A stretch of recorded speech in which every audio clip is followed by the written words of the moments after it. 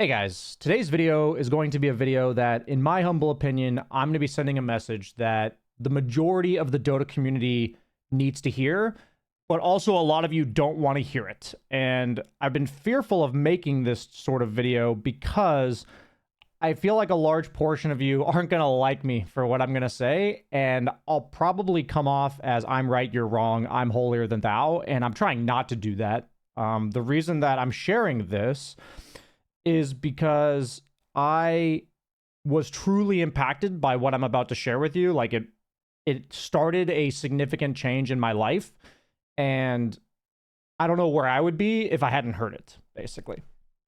And so I'm sharing it with you because, quite frankly, I feel like when people hear this, people are going to think, why don't you just fucking leave if you hate the Dota community so much? And my immediate thought to that my response to that in my head is, that's like telling you to leave a family member behind. Like, this has been my life for like 12 years. I could, but I can't just easily let it go. Like, I love this community and I love what role it's played in my life. So here's me making somewhat of a desperate plea to, hey, if you're willing to listen, if you respect or want to learn the things that I've learned, then this is for you. And I can guarantee if you already can't stand me, you're going to have already shut off this video or be shutting it off very soon. So the reason this whole thing started was because this whole thought process of mine started was I watched a video from Dr. K about 4 months ago, that this video and his follow-up video are going to be linked in a pinned comment on this video. About being a puerturnus, which is basically a man who's never grown up and has this fantastical view of their own lives, and that as long as the perfect scenario eventually happens, I'll reach my maximum potential.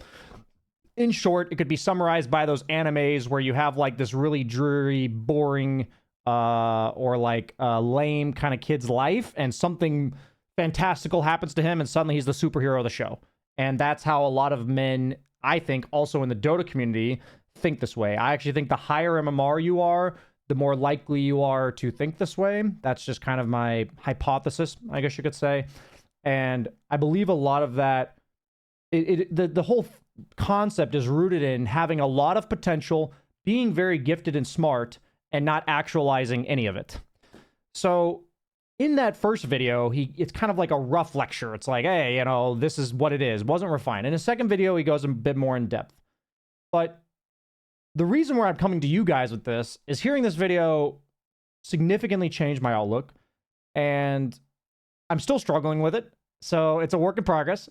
And I'm here to share my struggle with you and also express immense amount of frustration towards the Dota community for what I see happening, because I think the most frustrating thing to see is somebody else making the same mistake you either previously made or something you've learned a lot about, but you've made a lot of progress, but you're still making it. It's like looking in the mirror, right? Especially looking in the mirror of like 4 months ago you. I think those are some of the most frustrating mistakes to watch other people make, because you're like, I've been there, I've done that. Like, I know better. Like, why don't they know better? And I already know I'm coming off like I'm better than you, so apologize about that. But like I said, I want to share this with you because I do care. At least I'm trying to show that I care. I mean, I do care, but I don't know how it comes off. So I've got some recent events that I'd like to show you guys for my stream. This is just kind of to give you guys context. And in my time of creating the Dota Dojo, my community, this has been an alarming, consistent realization of mine. So that I'm going to show you in these clips. So I'm just going to go ahead and show you. Let's go ahead and start here. I apologize to people in this if you're being used as an example and you didn't sign up for it, but I don't know a better way to do this. Okay, first Twitch clip. This is from a pub of mine. So we're going to watch this Juggernaut on my team. I'm the bounty hunter. We're going to watch him die bottom. And then we're going to fast forward about 20 seconds, where our team's going to go on a bat and just look at his communication to us.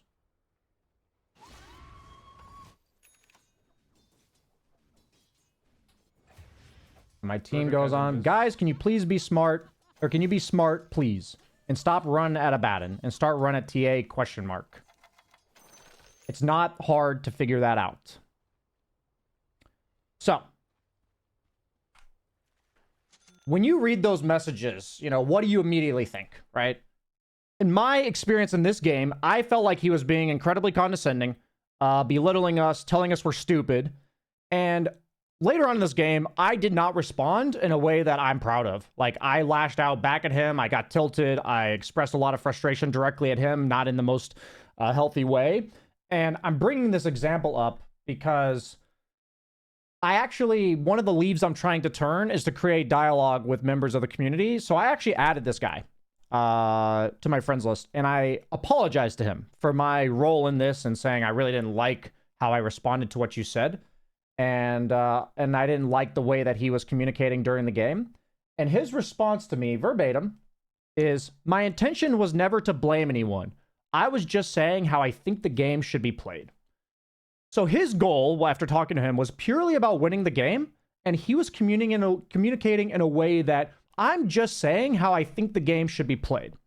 So then the immediate question I'm posing to you is, do you think his message of just be smart, what are you guys doing, is an effective way to get people to listen to you and to play the way that you want them to play? Is that effective? That's like the first question I'd ask. If somebody spoke to you like that, are you going to listen to them? So I'm trying to first show you, okay, maybe people have really good intentions and their intentions don't line up with what's happening as a result at all. That's like the first thing I'd like to show you guys. The second video that is much more directly related to the Puer Aeternus is actually from a coaching class of mine that I want to show. So let's get into that. Best thing. Yeah, I mean, I think what you're doing is great. I literally know for a fact, I'll be honest with you, that your problem is when your teammate doesn't play according to how you think they should play, and then you don't adjust. I guarantee you, that's, like, your problem. I can already tell you. Like, if your team plays, like, hypothetically exactly how you want them to play, like, you'll fucking own. I know that. Like, I can actually guarantee that. Yes, I want them. So how do I make them do that? One of my favorite quotes. Okay.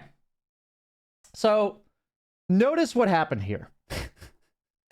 I told him, I was discussing this replay with this guy for a while, and there was a lot of language from him that was riddled with, like, blaming teammates and stuff. And I asked him why he showed me this game, and he wanted to show, hey, here's what happens, like, here's how much I own when my teammates are playing well. That was his exact reason for showing me that replay.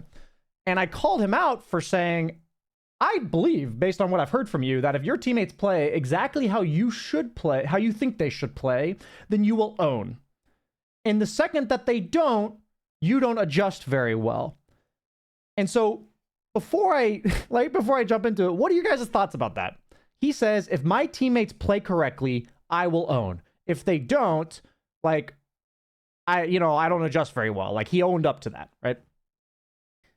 And his immediate question is not, okay, how do I better adjust to my teammates when they're not doing what I want them to do? How do I communicate that? How do I adjust my play? It is, how do I make them do what I want them to do? So the problem doesn't stem from him.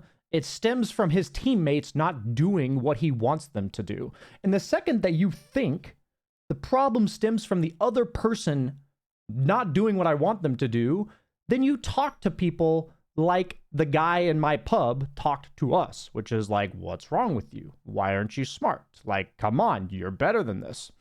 And the reason why I'm making this parallel to you guys is I had that pub right before this coaching session, and I literally felt like I was reliving that conversation with somebody who was not directing it towards me, but more so hypothetically, I'm the teammate that isn't doing what they want, that's pissing them off. They're talking to me like that, and this guy's talking to me about that.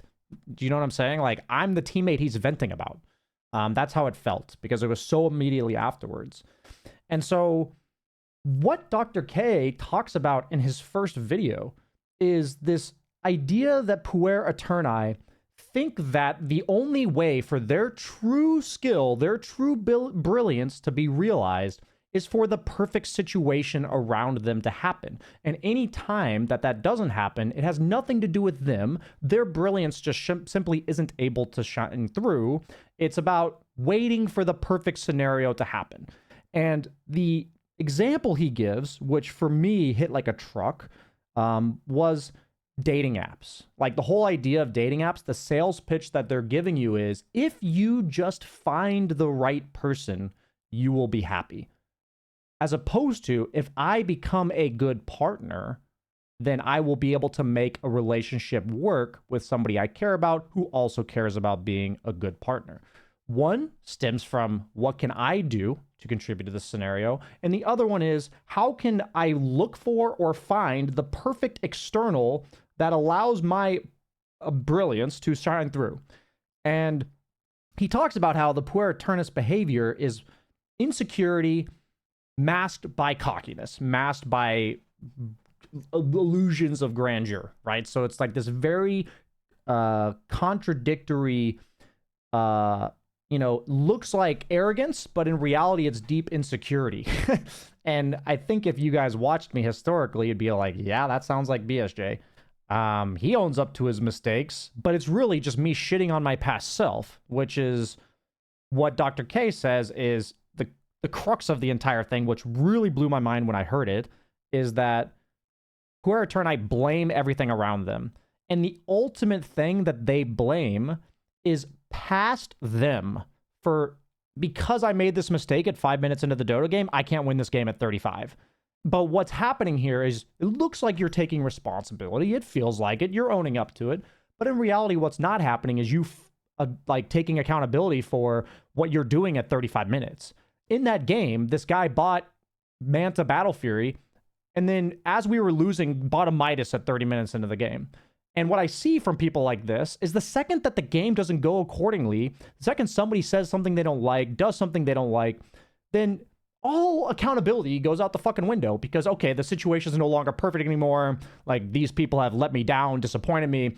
And Dr. K talks about this in regards to dating apps, and how, like, if you're expecting to find the perfect partner and you think once you find it, it's just going to work, then the second you start dating somebody, eventually you're going to look for them to not be the perfect partner. You're going to see signs that they're just a normal human being that makes mistakes, has flaws, and you're going to see that, and you're going to be like, well, this isn't the person for me. They're clearly not perfect for me. And then you move on. Like, that's what I was doing for literally all of my 20s. And how is that any different than expecting, if I just get the perfect teammates, if they just do exactly what I want them to do, then I will win. So when they're not doing exactly what I want them to do, how do I make them do exactly what I want them to do? And this has been an overwhelming dialogue rhetoric that I have seen when I have been coaching Dota players, when I've been interacting with them in pubs, and I see myself still doing it from time to time. And this video has been this concept, this puer aeternus thing, has been the only thing ever that I felt like explained what I was experiencing, what I was thinking in my head, and how, people tell you don't worry about the external, worry about what you can do. Stoicism, take accountability for your role in it. But when he talks about the fact that puer aeternai, because I was this way, I am this way, talk about how we take accountability by blaming our past actions, but what we're not currently doing is, in the moment, taking accountability for, okay, I bought a Midas at 30 minutes on Jug. Like, that's not good, right? But, like, it's like, hey, I died to that Nyx at minute 15, so, like, I own that, but... And it's like, but then you're not talking about your current decision-making, and you're not learning from it, you're not adjusting. So...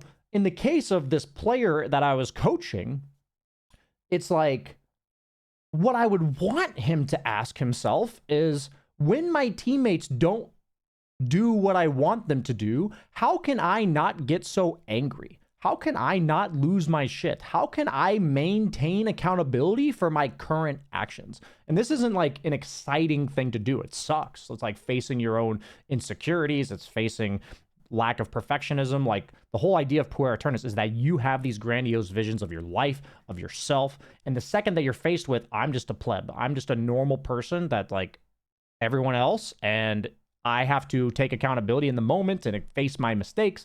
That, for me, still terrifies me.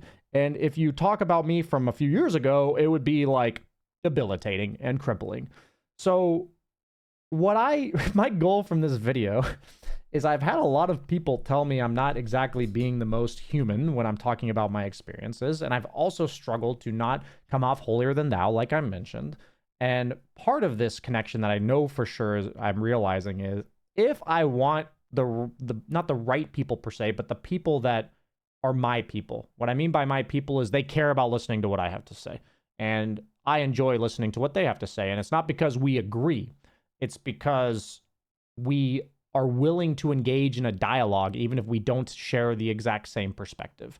And so even if you, like, there's, Dr. K talks about there being tons of different forms of puer aeternus. There's different severities, I guess you could say. I don't remember exact word he used. But, like, I think I was pretty bad. I had a lot of signs of puer aeternus. I don't like using the word I was pretty bad. And so I'm making this video because I feel like if I'm going to be truly myself and truly showing what's going on inside, I have to also basically tell you guys what I think of a lot of you, what I think a lot of you need to hear. And this applies to my community. This applies to, like, the Dota Dojo. This applies to my viewers on Twitch. This applies to the Dota community as a whole. And the only prerequisite for this to matter is if you are willing to hear it. And, if you think if I think I'm full of shit and I'm acting holier than thou, then trust me, I understand. Like, I'm probably just not the right person for you, because I felt like I needed Dr. K to talk to me like this. And he basically said, my goal is not to shit on you. My goal is to show you something that changed my life and helped me. And there's going to be plenty of people that take it as me shitting on them, and they turn it off and they don't want to listen anymore. And I'm like, shit, that's actually what I'm the most afraid of, is people turning my shit off because they're like, I don't want to listen to this guy anymore. He's insufferable. And I've actually accepted, if I'm going to start making this type of content personally, I'm not going to make it about Dota on my main channel as much. If I'm going to make it to the people within my community, then I'm going to show a side that they're either going to like or they're not going to like. And it's much more polarizing. It's much more confrontational. And you are free to do with that what you will. Like I said, I'm going to be linking these two videos. I'm probably going to be making more content on this. I do have some stuff in the pipeline behind the scenes where I'm going to be having some talks where I'm hoping to learn more about this, and I'll definitely be sharing it with you as I go. Part of this is that I'm going on a journey. I've been on a journey, and I don't care where you are on your journey of self-improvement and accountability, but, it's like, do you want to come with me? And the part that I think is so funny about this is that I initially was pitching it to people as, like, I think this will improve the Dota community. And a lot of people, quite frankly, don't have the passion that I have for improving the community as a whole. So what brought to my attention was appeal to your audience, appeal to what people want from this. What I can promise you is that if you work on this, you will win more. Your teammates will like you more. And because they like you more, if you make a call, they will be more likely to listen to it. And I didn't mention this earlier because I forgot, but if you are like these two players that I showed, which I think a lot of you are, quite frankly, it is the same as going on a date with somebody and feeling like they're evaluating you at all times and looking for a flaw. You can feel it. They're like waiting for you to let them down, to disappoint them. It creates this pressure, this tension, this awkwardness, this rebellion against you. Like, nobody wants to feel that way around you. And when you give your teammates this feeling, that can be like through non-communicative body language with your hero. I've talked about Dota having this. Whether it's with your passive aggressive, like, if you guys could just be smart, we can win this game, right? Nobody's going to fucking listen to you, and you're not going to win. Period. Like, they're not going to win, but you're going to win a lot less often because you have teammates like myself who's working on it that don't respond very positively to the shit talking that you're giving, even if your intention is to try to get us to do what you want us to do. And reminder, I guess my last point is that if you're asking, how do I get people to do what I want them to do? The answer isn't, what do I do to convince them? It's, how can I not be annoying, condescending, and like overall judgmental and kind of a piece of shit so that they will listen to me when I talk to them? How can I own up to my role in this and not talk the way that this guy talked? How can I not be that way? Because think about it, there are people you like listening to and there are people that you don't like listening to. And I guarantee you, from what I've experienced, most of you are people that your teammates don't want to listen to. And shocker, you're frustrated when they don't do what you want them to do, because the second that you try to say anything, it doesn't fucking work. Of course it doesn't fucking work, because nobody wants to listen to you talk to them that way. So then a lot of you say, well, then I just have to mute my teammates because I can't focus on my own game. I've been here. I've done this. You've literally seen me on stream do this shit. Like, I get it. You're like, well, I see that I'm the problem, kind of. Like, I'm at least willing to acknowledge that I can't handle like what my teammates are saying and doing, so I just mute them. But even when I talk to this guy, which is how I used to think as well, is that when I mute them, it's like, this is me getting away from my annoying teammates. Like, they're insufferable the way they communicate. I can't listen to this anymore. So if I'm going to play well, I need to just mute them and play. And it's like, if you shift that towards, I don't know how to maintain my composure when things get tough. I don't know how to clearly communicate my thought processes when I disagree with somebody in a way that doesn't condescend them or make them agitated or feel like shit. I don't know how to do that. And if you can admit to that, what happens is actually muting people can be really beneficial in the short term, because you can learn how to talk to people without worrying about what they're saying to you. You effectively try to, navigate that. And that's like a whole nother video lesson, whatever. But there's benefit if you mute people knowing this is something I have to work on and I don't know how to handle when things don't go well, rather than my teammates are pieces of garbage and I can't stand listening to them, right? It's just such a different tone. And if you continue to think the way you do about my teammates are the problem, I'm having to adjust, rather than how do I act according to different scenarios in a way that people want to work with me when the tough gets when it gets tough, when push comes to shove, is what I was trying to say. Part of the Puer Eternus video, I feel like I was wrapping this up, but I want to get into this. Part of the Puer Eternus video is him saying that Puer Eterni can work really hard. They have the potential to bust their fucking ass.